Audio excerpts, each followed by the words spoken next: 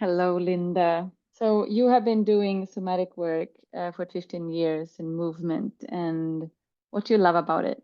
Well, I love how it marries two of my passions, which are movement and helping people be free. I think I've always had that experience. If I've seen somebody in a difficult place or suffering, and if I had a way to help them be free, I would have wanted to give that to them. And when I was teaching movement for 20 years, I really saw how the physical limitations of people were not only physical, but I never knew what was that was stuck in them. And it's only when I learned about somatic therapy that I recognized, oh, it's not the muscles, it's not the tightness, it's something deeper, something they're carrying, something they're holding. It really started to change how I saw bodies, how I worked with people, how I invited them to move. It's a really beautiful blend of both of my passions. And because somatic work does Mm. have a lot of movement, well, maybe mine has more movement because I have that movement background, but it's really just a natural blend of my two passions. And tell me more about feeling free, because it's like it's a word that people use like, oh, I want to feel free. What does Mm. it really mean? From my own experience, because I didn't feel free most of my life. And so I think the first part was because I had a lot of freezing in my system. So I didn't even know that I wasn't free or that I wasn't embodied. And through body work and somatic work, I recognized, oh, this is what it's like to be in my body. But then when I was in my body, then I could feel, oh, I actually don't feel anything in my body, which led then to deeper work of, oh, what now? I'm in, but it's numb or it's flatline or there's nothing there. Uncomfortable, right? It was my own journey of playing with if I really can embody and give myself permission to be myself. So for me, freedom is about coming back to being who you really are without pleasing, without making yourself smaller to take care of other people, without fear that somebody won't like you. For me, that's embodying feeling free, both in my physicality and emotionally and mentally, really on so many levels and spiritually. What comes up in me is that I experience that when we have a session and they feel the freedom, which is like, wow, it feels like I have so much space. It's like Mm. I can just be, or oh, suddenly I feel joyful. And that's when I didn't realize it felt like I was in a prison. It's like they don't realize it until they have the opposite experience. And many people think that healing trauma means, oh no, then I have to like face all these difficult things. They don't think about what it feels like when you release it and you feel the, wow, I'm so much lighter. And I asked, like, so what do you think? How is it to think of your ex-boyfriend now? Or how is it to think of that difficult situation? And they're like, that's not even important.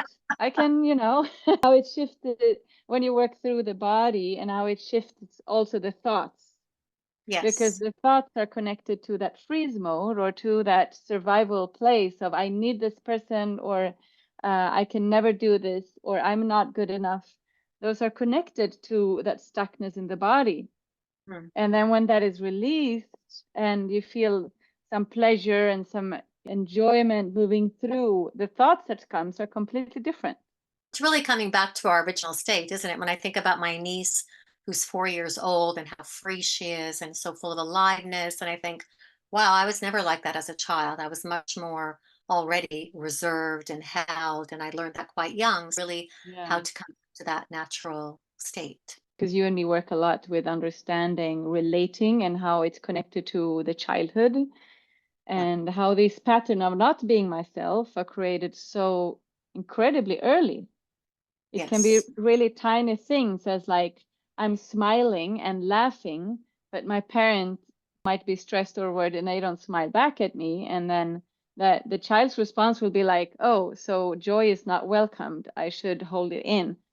So many people think that the conditioning is because of trauma, but it might just be that my laughter was not welcomed.